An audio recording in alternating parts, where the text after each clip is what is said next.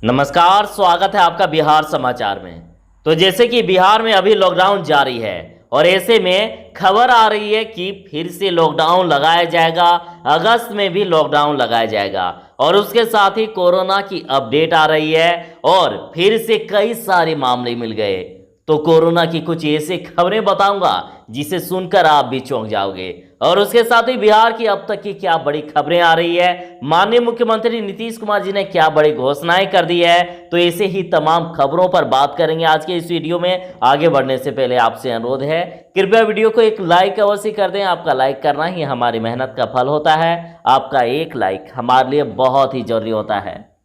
तो सबसे पहले सुर्खियों की बात कर लेते हैं। तो देखिए, एक फेक नोटिफिकेशन वायरल हो रहा है, जरा सावधान।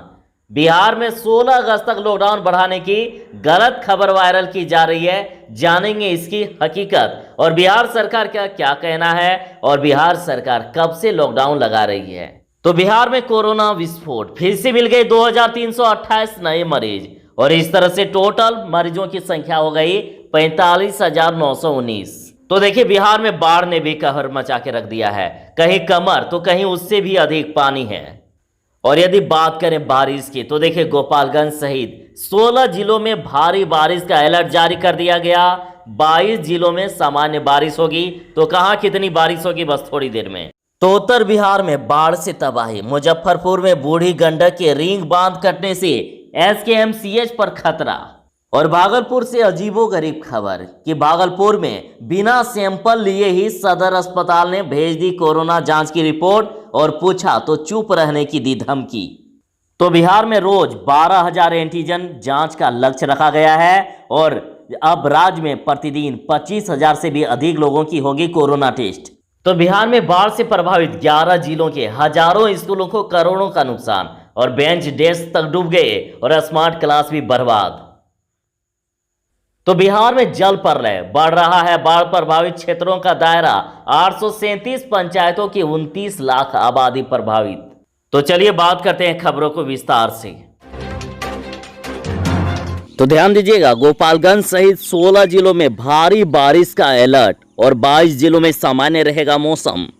तो मौसम विभाग ने गोपालगंज, पूर्वी चंपारण, पूर्णिया, अररिया समेत 16 जिलों में आंधी तूफान के साथ भारी बारिश का अलर्ट जारी किया है। पटना, गया, नालंदा, मुजफ्फरपुर समेत 22 जिलों में 1 अगस्त तक मौसम सामान्य रहेगा और इस दौरान तेज हवा के साथ हल्की बारिश हो सकती है। और मौसम विभाग के मुताबिक अरब सागर से दक्षिण पश्चिमी और बंगाल की खाड़ी से पूर्वी हवाएं बिहार की तरफ आ रही है और इसके 1 अगस्त तक बिहार के केंद्र में पहुंचने की संभावना है। और इस वजह से बिहार के तटवर्ती क्षेत्रों में लगातार बारिश होगी और दक्षिण मध्य बिहार के पटना, गया, नालंदा सहित दूसरे जिलों में भी 1 अगस्त से मध्य और तेज बारिश के आसार हैं। तो बिहार में कोरोना मरीजों की संख्या लगातार बढ़ती ही जा रही है। बिहार में 2328 नए कोरोना पॉजिटिव मरीज मिल गए और राज्य में संक्रमितों की संख्या बढ़कर 45,919 हो गई। तो बिहार में बुधवार को 2328 नए कोरोना संक्रमित मरीज की पहचान की गई है और इनमें से 28 जुलाई को 1528 और 27 जुलाई इसके पहले के 800 मरीज शामिल हैं। और पिछले 24 घंटे में पटना से 337, गया से 72, भागलपुर से 57, मुजफ्फरपुर से 34 और पूर्णिया से 70 नए मरीज मिले। तो स्वास्थ्य विभाग के अनुसार जो 28 जुलाई को 1528 मरीज मिले हैं, तो चलिए जानते हैं कहां से कितने मरीज मिले। तो अररिया से 28, अरवल से 13, औरंगाबाद से 49, बांका से 14, बेगूसराय से 47, भागलपुर में 51, भोजपुर में 136, बक्सर में 52, दरभंगा में 13, पूर्वी चंपारण में 48, गया में 54, गोपालगंज में 23, जमुई में 23, जहानाबाद में 33, कैमूर में 17, कटिहार में 4, खगड़िया में 36, किशनगंज में 38, लखीसराय में 5, मधेपुरा में 17, मधुबनी में 18, मुंगेर में 34, मुजफ्फरपुर में 29, नालंदा में 79, नवादा में 13, पटना में 219, पूर्णिया में 49, रोहतास में 93, सहरसा में 18, समस्तीपुर में 46, सारण में 56, शेखपुरा में 18, शिवहर में 8, सीतामढ़ी में 9, सिवान में 29, सुपौल में 30, वैशाली में 33 और पश्चिमी चंपारण में 46 नए संक्रमित मरीज की पहचान की गई। और देखिए, इस खबर पर पहले भी बात कर चुके हैं हम, फिर भी यहां आपको जानकारी दे दूं कि इसी हफ्ते से बाढ़ प्रभावितों को मिलेंगे 6-6 हजार रुपए।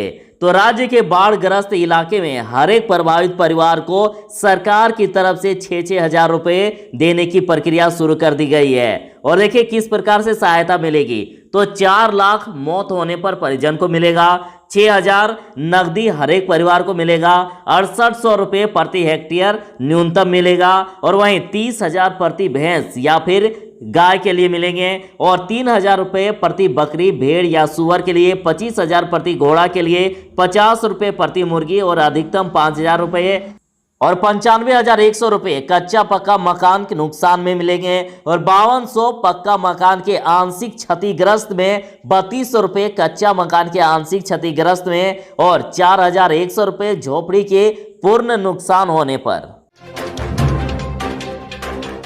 तो देखिए 29 जुलाई से एक नोटिस वायरल हो रहा है, जरा सावधान रहिएगा। और इसमें कहा गया है कि 16 अगस्त तक बिहार को लॉकडाउन कर दिया गया है। तो ऐसी कोई बात नहीं है, बिहार सरकार ने कहा है कि ये गलत खबर है। तो जैसे कि 31 जुलाई तक ही लॉकडाउन है, तो ऐसे में अब फैसला कब आएगा नए लॉकडाउन को लेकर या फिर अनलॉक 3.0 को लेकर। तो देखिए बड़ी खबर आ रही है कि गुरुवार तक अधिसूचना जारी होने की संभावना है। मतलब गुरुवार शाम तक आपको यह पता चल जाएगा कि लॉकडाउन कितने दिनों के लिए बढ़ाया गया या फिर नई गाइडलाइन में क्या छूट दी गई। और जैसे कि खबरों में कहना है कि इस बार कुछ और भी छूट दी जा सकती है। तो देखिए बिहार में बाढ़ का खतरा लगातार बढ़ता ही जा रहा है। खबर है दरभंगा से कि कहीं कमर तो कहीं इससे भी अधिक बह रहा है पानी। तो देखिए पानी भरने से निचले इलाके के लोग पहले ही घर छोड़ चुके हैं और पानी बढ़ने का क्रम जारी रहने से ऊंचे स्थान पर रहने वाले सुरक्षित महसूस कर रहे हैं। और वहीं देखिए सुंदरपुर बीरा मंठ पोखर की मुख्य सड़क पानी में पूरी तरह से डूब चुकी है। मोहल्ले में कहीं कमर तो कहीं इससे भी अधिक पानी बह रहा है। और सुंदरपुर डेरा नया घरारी नवटोलिया मंठ पोखर मोहल्ला के करीब 50 परिवार की जिंदगी बाढ़ के पानी में फंस गई है। 5 से 6 फुट पानी के बीच में लोग घरों में कैद होकर रह गए हैं। तो चोरी के डर से घर खाली भी नहीं करना चाह रहे हैं और ऐसे में धीरे धीरे मुश्किलें बढ़ती ही जा रही है। तो पहले तो सड़क एक सहारा था कि सड़कों पर लोग रह रहे थे, लेकिन वहां भी अब पानी बह रहा है। तो अब आखिर लोग कहां जाएंगे, दूसरे स्थान की तलाश है।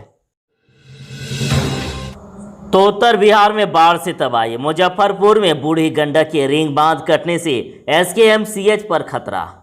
तो उत्तर बिहार में नदियां लगातार तबाही मचा रही है और बाढ़ कटाव का खतरा घटने का नाम ही नहीं ले रहा है। मंगलवार देर रात मुजफ्फरपुर के अहियापुर में बूढ़ी गंडक का रिंग बांध टूटने के बाद मुजफ्फरपुर सीतामढ़ी के NH 77 पर पानी का दबाव काफी बढ़ गया है और NH के कटाव से मेडिकल कॉलेज SKMCH पर खतरा मंडरा रहा है। बुधवार को भी दिन भर बढ़ते जलस्तर को देख के आसपास के दर्जन भर रियासी मोहल्ले में अफरा तफरी मचा रही। और देखिए बाढ़ का पानी सड़क के करीब 1 फीट नीचे रह गया है। तो बिहार में जल प्रलय बढ़ रहा है। बाढ़ प्रभावित क्षेत्रों का दायरा 837 पंचायतों की 29 लाख आबादी अभी तक प्रभावित। तो देखिए बिहार में बाढ़ से प्रभावित क्षेत्रों का दायरा निरंतर बढ़ता ही जा रहा है और बाढ़ ने राज्य के एक और जिले समस्तीपुर को भी अपनी चपेट में ले लिया है। और इस तरह से अब राज्य के 12 जिले और 101 प्रखंडों की 837 पंचायतें बाढ़ की चपेट में आ गई है और इससे 29,62,000 से भी अधिक आबादी बाढ़ से प्रभावित हुई है। तो भागलपुर में बिना सैंपल लिए ही सदर अस्पताल ने भेजी कोरोना जांच की रिपोर्ट और पूछा तो चुप रहने की दी धमकी।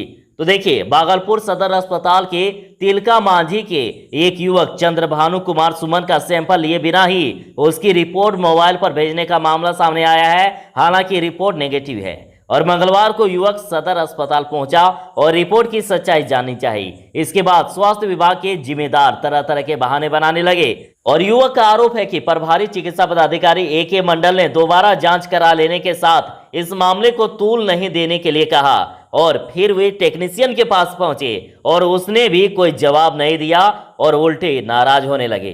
खबर में यह भी कहना है कि चुप रहने की धमकी भी दे रहे थे। तो कोरोना संक्रमितों से घिरे लालू प्रसाद को रिम्स के पेइंग वार्ड से हटाने की तैयारी। तो बिहार के पूर्व मुख्यमंत्री और राष्ट्रीय जनता दल के अध्यक्ष लालू प्रसाद यादव को रिम्स के पेइंग वार्ड से हटाने की तैयारी चल रही है। चारा घोटाले मामले में सजायाफ्ता लालू प्रसाद यादव इन दिनों जेल हिरासत में रिम्स में अपना इलाज करवा रहे हैं और कई गंभीर बीमारियों से जूझ रहे पूर्व रेल मंत्री के कई सेवादार कोरोना से संक्रमित पाए गए और लालू प्रसाद यादव के एक सेवादार शनिवार को ही कोरोना संक्रमित मरीज पाए गए थे और देखिए इसके बाद अन्य भी सेवादार कोरोना संक्रमित पाए गए हैं। और जैसे ही ये बातें पता चली तो रिम्स प्रशासन के हाथ पांव फूल गए और शनिवार को ही लालू प्रसाद समेत अन्य उनके रहने वाले तमाम लोगों के सैंपल लिए गए हैं और राहत की बात है कि लालू प्रसाद यादव की रिपोर्ट नेगेटिव आई है।